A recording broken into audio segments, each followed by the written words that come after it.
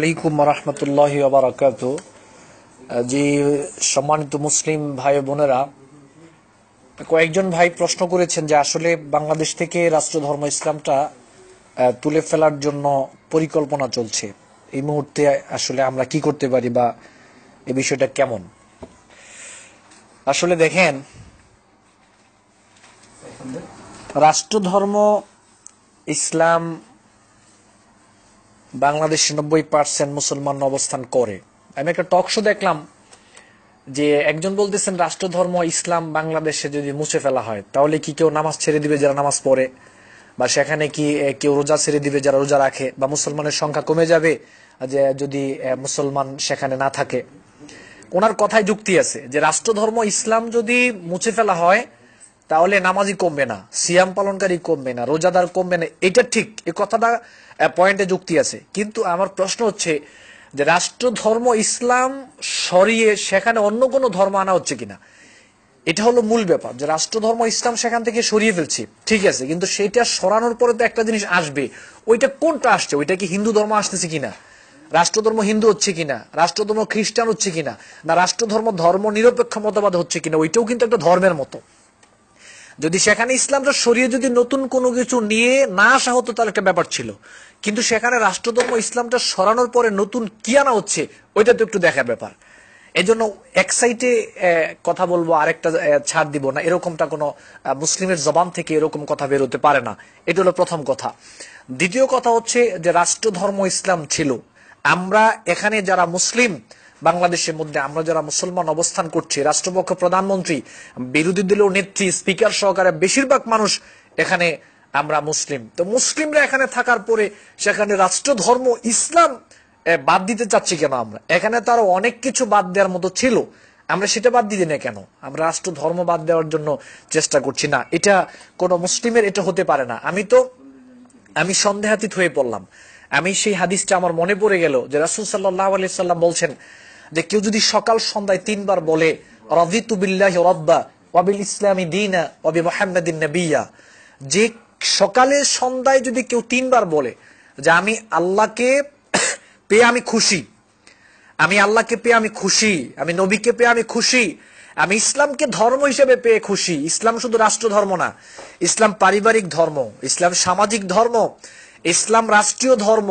শুধু রাষ্ট্র ধর্ম ইসলাম না, পারিবারিক ব্যক্তিগত ধর্ম ইসলাম, সামাজিক ধর্ম ইসলাম, পারিবারিক ধর্ম ইসলাম, রাষ্ট্রীয় ধর্ম ইসলাম। তাহলে আল্লাহ নবী বলছে যে কেউ যদি এটা বলে যে আমি ইসলামকে পারিবারিক ধর্ম, ব্যক্তিগত ধর্ম, সামাজিক ধর্ম, রাষ্ট্রীয় ধর্ম হিসেবে পেয়ে আমি খুশি, আল্লাহ নবী বলছেন কানা হাক্কান আলাল্লাহি আইয়ুরদিউ ইয়াউমাল কিয়ামা, এমন ব্যক্তিকে খুশি করা, সন্তুষ্ট করা, এটা আল্লাহর প্রতি পরকালে দায়িত্ব, ওয়াজিব হয়ে যাবে যদি দুনিয়াতে কেউ এটা সন্তুষ্টি থাকে। তো রাষ্ট্রধর্ম ইসলামটা চেঞ্জ করবেন আপনি, আমার তো মনে হচ্ছে যে না, আপনি খুশি হতে পারেননি, এটা তো খুশি হতে পারেননি। এই খুশি না হয়ে সালাত সিয়াম আদায় করলে কি হবে? বরং জীবন প্রাণ দিয়ে রাষ্ট্রধর্ম ইসলাম প্রতিষ্ঠা করার কথা একজন মুসলিমের। কিন্তু সেখানে রাষ্ট্রধর্ম ইসলামকে চেঞ্জ করার জন্য মুসলিমরাই যদি চেষ্টা করে তাহলে তো এই মুসলমানিত্বটা আল্লাহর কাছে কতটুকু কাজে আসবে, এটা কিন্তু একটু ভেবে দেখার ব্যাপার।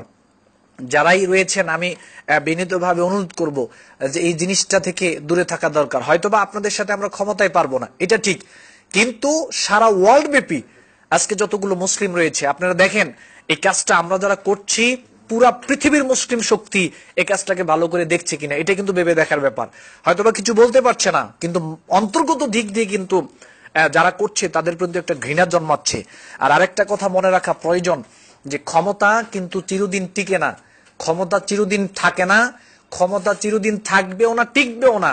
রাষ্ট্রধর্ম ইসলাম বাদ দিতে পারবেন, কিন্তু আপনারা কিন্তু চিরদিন থাকতে পারবেন না, একসময় কিন্তু মারা যেতে হবে। প্রত্যেকটা প্রাণীকেই মৃত্যু স্বাদ গ্রহণ করতে হবে। আর ইসলামের ব্যাপারে আল্লাহ কি বলছে?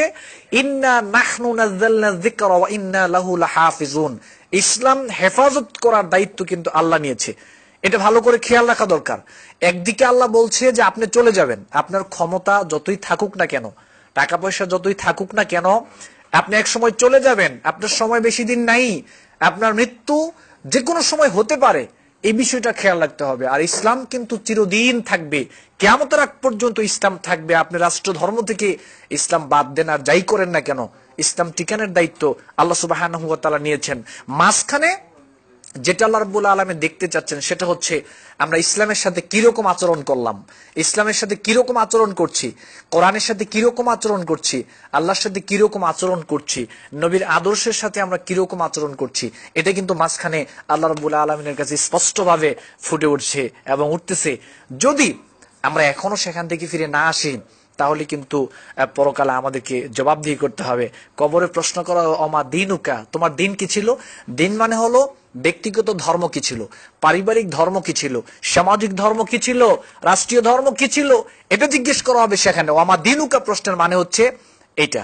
কিন্তু আফসোস হলো যে আমরা রাষ্ট্র ধর্ম ইসলাম চেঞ্জ করার পরিবর্তে সেখানে নতুন কোন একটা ধর্ম নিয়ে আসছি, এটা একটু ভেবে দেখার বিষয়। আসলেই সেখানে কিন্তু একটা ধর্ম আসছে, সেটা ধর্ম নিরপেক্ষ মতবাদী আসুক আর হিন্দু ধর্মই আসুক, যেটাই আসুক না কেন, একটা ধর্ম কিন্তু সেখানে অবশ্যই আসবে এবং ওই ধর্মের আলোকেই কিন্তু বাংলাদেশ পরিচিত হবে। এই ব্যাপারটা খুবই চিন্তার বিষয়। এজন্য আজকে মনে অনেক কথা, কিন্তু এগুলো বলতে পারছি না। তো প্রত্যেকটা মুসলিমই এর জন্য অন্তরটা কাঁদছে, মনটা কাঁদছে। যারা প্রকৃত মুসলিম তাদের জন্য এটা মনে কান্না করছে, হয়তো বা কিছু করতে পারছে না, বলতেও পারছে না। এজন্য আমি বিশেষভাবে অনুরোধ করব, যারা আপনারা রয়েছেন আপনারা এটাকে বন্ধ করার চেষ্টা করুন। আপনারা বিশেষ করে যারা এই রাষ্ট্রের সাথে জড়িত রয়েছেন আপনারা বিশেষ করে এটাকে বন্ধ করার চেষ্টা করুন। এটা যদি হয়ে যায় তাহলে কিন্তু বাংলাদেশের তো এখনই যে অবস্থা দেখতে পাচ্ছেন, ইসলামের যে দুর্দিন আল্লাহই ভালো জানে যে ইসলাম যদি এইটা হয় তাহলে ইসলাম কতটুকু থাকবে, এটা আল্লাহ সুবহানাহু ওয়া তাআলা ভালো জানেন। ইসলাম টিকবে, মাঝখান দিয়ে হয়তো বা আমাদের পরীক্ষা হয়ে যাচ্ছে, কে মুমিন, কে মুনাফিক, কে কাফের, এগুলো সব পরীক্ষিত হয়ে যাচ্ছে, পরিচয় ফুটে উঠছে।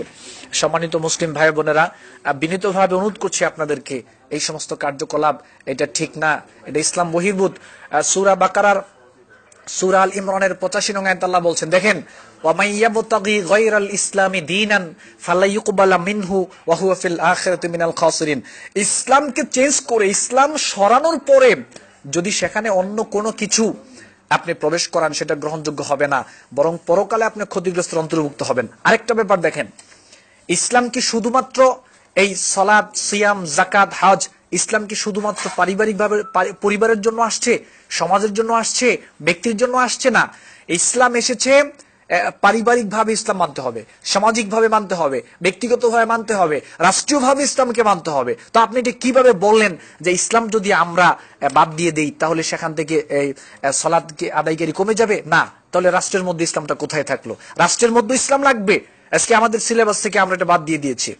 রাষ্ট্রের মধ্যে ইসলাম লাগবে, রাষ্ট্র ইসলাম ছাড়া রাষ্ট্র চলবে না, আবার একেবারে রাষ্ট্র হলেও চলবে না, সবকিছুর মধ্যে ইসলাম লাগবে। এটা ভালো করে আমাদের খেয়াল রাখা প্রয়োজন। আজকে দেখেন, আমরা কিন্তু রাষ্ট্র থেকে এই সিলেবাস বাদ দেওয়ার কারণে এই কাজটা করতে অনেকে সাহস পাচ্ছে বা সুযোগ পাচ্ছে। সম্মানিত দর্শকবিন্দু যারা রয়েছেন, আপনারা যারা বক্তব্য শুনবেন, আশা করি এই ব্যাপারটা খেয়াল রাখবেন। রাষ্ট্রে ইসলাম লাগবে, আজ হোক কাল হোক ইসলাম রাষ্ট্রে যাবে ইনশাআল্লাহ। যেভাবেই হোক না কেন আল্লাহ সুবহানাহু ওয়া তাআলা সেখানে সেটা নেবেন।